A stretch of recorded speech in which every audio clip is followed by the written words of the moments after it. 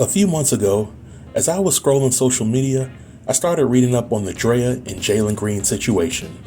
And for those that don't know, Drea, who was a 39-year-old former reality TV star, had recently gotten pregnant by the 22-year-old Jalen Green, and it didn't hurt that Jalen Green is a millionaire in the NBA. Now, in the eyes of the law, Jalen Green is an adult who can date whomever he pleases. However, in the eyes of the morality police, somebody as old as Drea shouldn't be dating guys that are young enough to be their children. When the news initially broke out about the situation, Drea received a ton of backlash in the form of people criticizing her for securing another bag with a millionaire, as well as for her being a certified cougar. So as I heard about the situation, I had to ask myself, is Drea just like Stella from the movie How Stella Got Her Groove Back? And if so, should the character Stella be viewed in the same lens as Drea? In my opinion, Stella should get the same amount of smoke as Drea, if not more. And if you lend me a few minutes of your time, I'll gladly explain why. The movie How Stella Got Her Groove Back came out in 1998, and it follows the character Stella, who's played by Angela Bassett. Stella is a 40-year-old stockbroker who is also a single mother. Stella worked long hours and made pretty good money in her job. One day, Stella takes a trip to Jamaica, and while there, she encounters a guy named Winston. When they initially meet one another, there's a mutual level of physical attraction, but Stella can't help but notice that Winston is younger than her. 20 years younger to be exact.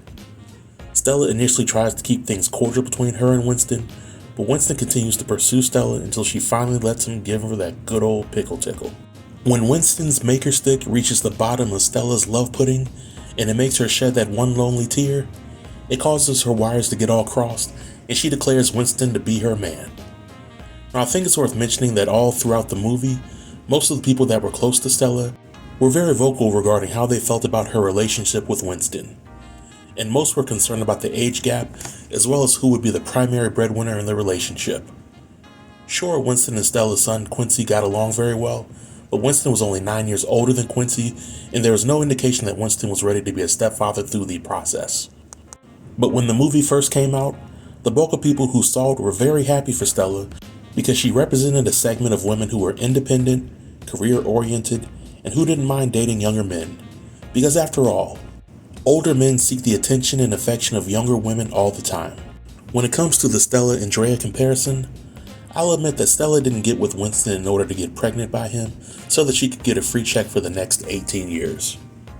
However, with Stella being older than Drea and her love interest Winston being younger than Jalen Green, one could argue that Drea's situation, while morally frowned upon, isn't as bad as Stella's situation.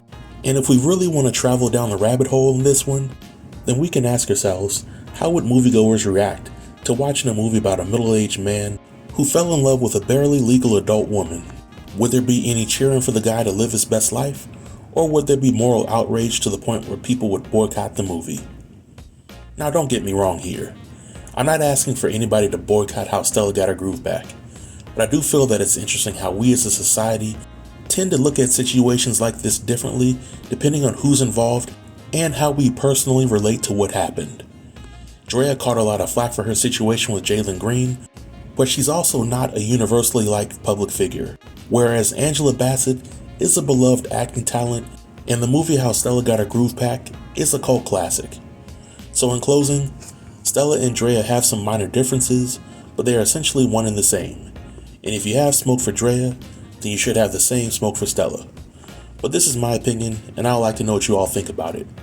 Do you agree that Stella may have been a predator who was grooming Winston, or was she simply living her best life with a man that was of age? Please leave all comments below in the comment section, and I'll be sure to reply to everybody. Until next time, stay tuned and stay safe. Peace.